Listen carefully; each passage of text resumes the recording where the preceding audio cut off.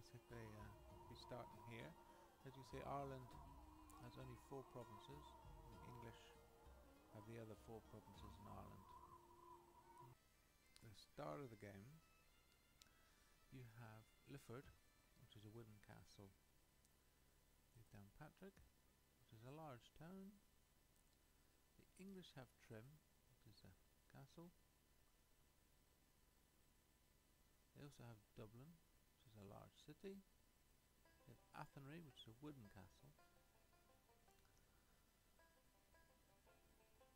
And they have Derry, I was going to say, I knew that before, which is a large town. So your job, your mission, is to take all 4 of these English settlements, driving the English out. And you need to do this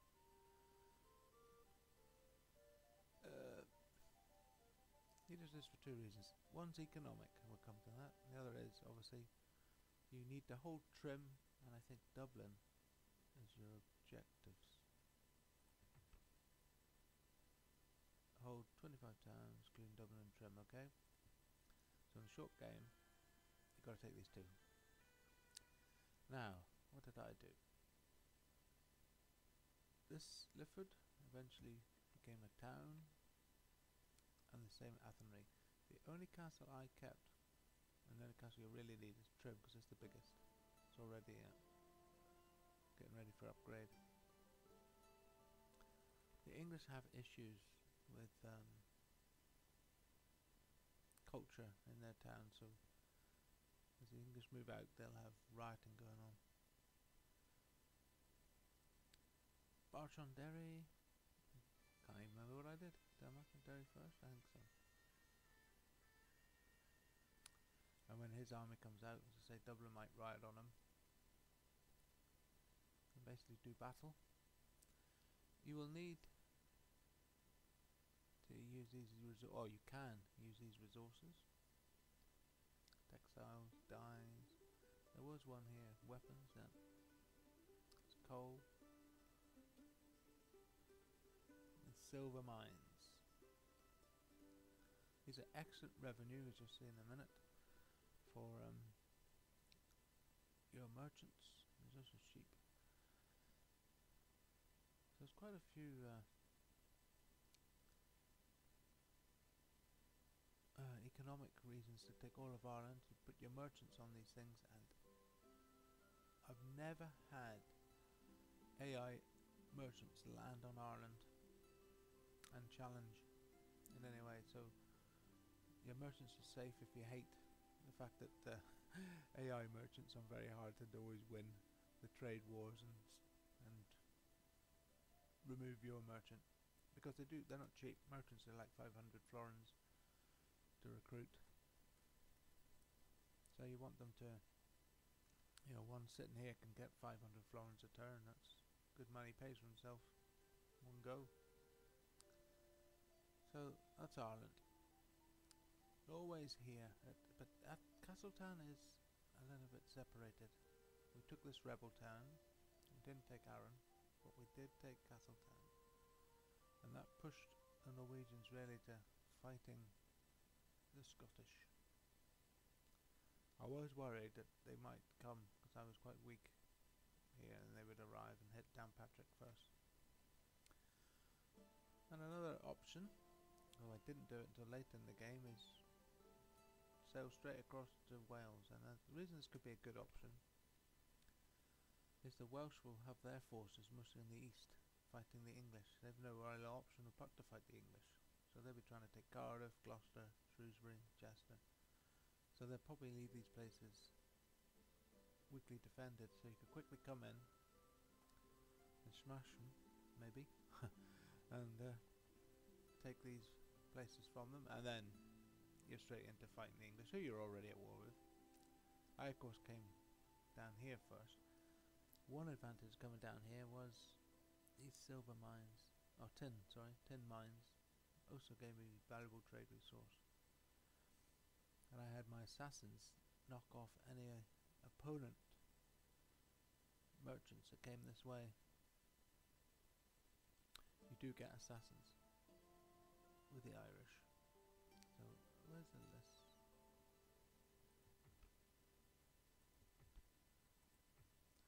1, 2 assassins and 3 spies you start with. So my 2 assassins spent their days killing mostly opponent merchants. What other strategy could you have? I don't really know. You go to war with England, you have to. I actually try to make peace with them while I concentrate on Wales to end my game. But you could go to war with England, take on Wales, and then take on England again, having dealt with the Welsh. Do you leave, ignore Castletown? I think ignore it at your peril. It's good to have it. Your capital, while we're just talking about strategies, your capital's Cork. I moved mine to Trim. Maybe Dublin would have been better. But if you took Castletown and you were also taking Wales, I wonder if moving it to Dublin would be good for Wales anyway. It puts, you want your capital sort of in the middle of your empire, so to speak, so that like taxes and trade and everything all look good. And I think I did, when I moved mine, I did show in the campaign that you can check how much money you will save or make by moving. So you can time it and select when you want. But basically, Cork ends up too far away from the centre of your empire, even though I did come south this way. One advantage of coming south was when I got to here, Shaftesbury, although I didn't get to Oxford, you know, Gloucester and Winchester were, these 3 towns could all support each other. And eventually, I kept Gloucester as a castle, and Shaftesbury turned into a town. Towns give you culture quicker than castles. They also generate generally more revenue. You need 3 things to win at Total War, and that's money, money, and money. So don't neglect your economy. The Irish is good economy because you can use your merchants here without getting interfered with. And as I said, because although you get rebels, I just went to 1 castle and turned all my towns into towns, which was 2 of them. That helped on my revenue, I think, quite significantly at the start of the game. Right, so now I'm just going to review the status of the Irish. So Cork is a huge city. Once I got to huge city, I increased from low tax to normal tax, because you can't grow anymore. So I didn't care that population growth was lowered to 1%. You'll get higher when you're on low tax rates, you know. It also meant I had a public order issue, so I started to have to build, there was a city watch, but they're still happy with 100%. The income 4,000. Around Ireland, Cork, we have our merchants. Look at that, 485. Aye, my lord. 545, another one here on these silver mines. Brilliant, brilliant revenue. Tipperary. I got a wee force in the fort, anti-rebel force. These guys, upkeep's only 100, the attack is 5, 9. They were better than having peasants. There's peasants. 90, 110, okay, they're 5, but their attack's only 3 and their morale's crap. Having said that, these guys in battle weren't up to much either, as in morale. Just normal. But, you know, attack's better. These guys surprised me. Could be pricey, both upkeep and recruit, but look at this attack. Missile's not bad, and it was effective against armor. I got to like these guys in the end. These guys, well, really I just got them for chasing down, at the end of a battle, rebels really, and anyone who was rioting. That's why I got them here. Just cheap to recruit. This is your spearmen. See, bonus fighting cavalry and can do shoot them.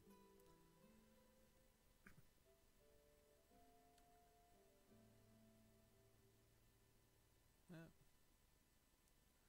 It takes a while to get them. You need big cities. Oh yeah, I was reviewing the cities. So Tipperary. It's a large city. So you see here I've kept the tax low to help it grow. 2.5%. Root orders and good. Nick. Just 3 units. All that colour, that purpley colour, means they're free upkeep. Very important for your... You see in Dublin we can get 5 cities. I'll show you where that's stored.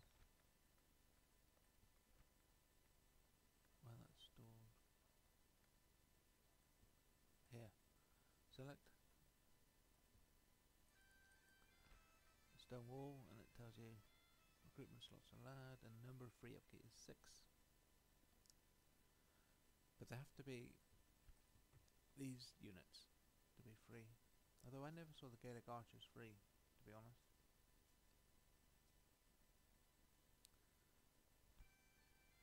I never saw them free. Maybe because they can be built in their castles as well. Basically castle troops are never free, they're professional soldiers. These guys make good, better than peasants. It's good militia, so to speak. Keep towns from rioting. And free upkeep. So Dublin, did we actually do...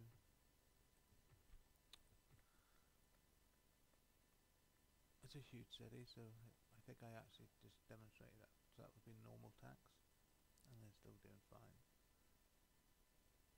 Athenry was a castle. I converted it. You get far more revenue converting from a city than you do from a castle. And it's grown away. Lifford was also a wooden castle at the start of the game, and I converted it into a city. Look at that, still going great. Revenue, public order, revenue, population growth with that income. All good stuff. Derry. It's now a huge city, so I brought a normal tax to stop the growth. Downpatrick. I also gave Downpatrick a Merchants Guild headquarters. This gave my merchant cavalry experience and increase in tradable goods. Very important because Ireland needs economy. Well, Ireland can exploit the economy of this game by using its merchants without interference from the AI. Right. I never got to build this, which I should have, to get the Lord's Retinue troops. These have got to be the battle tanks for the Irish. Attack of 11 with a charge bonus of 7, that's 18. Total defense 17. Bit pricey, but I never got to use them because they need 80% loyalty, culture bonus. So trims the citadel.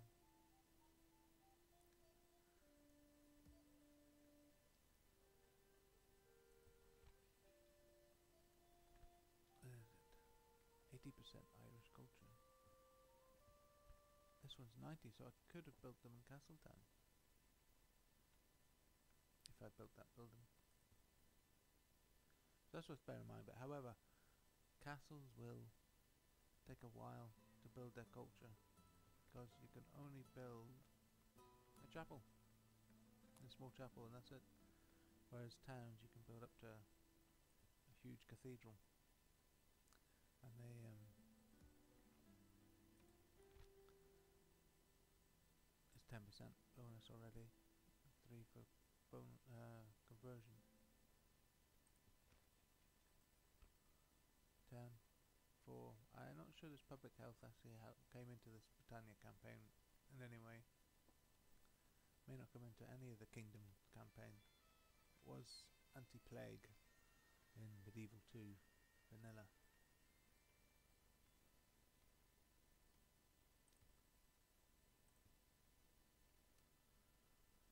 So we took. I built oh, there it is. An explorers guild here to make the troops. But I never actually really got to recruit many troops here. These would have been the guys I was going to recruit, really, and these guys. But in the end, I just kept the place happy. Well, that's really, and to say the Irish swept through southwest England, through southern England, and started to push north.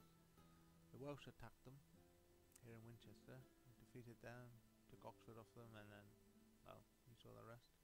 We marched into Wales and left the English alone. But You are weaker than I, and you know it. this is some army.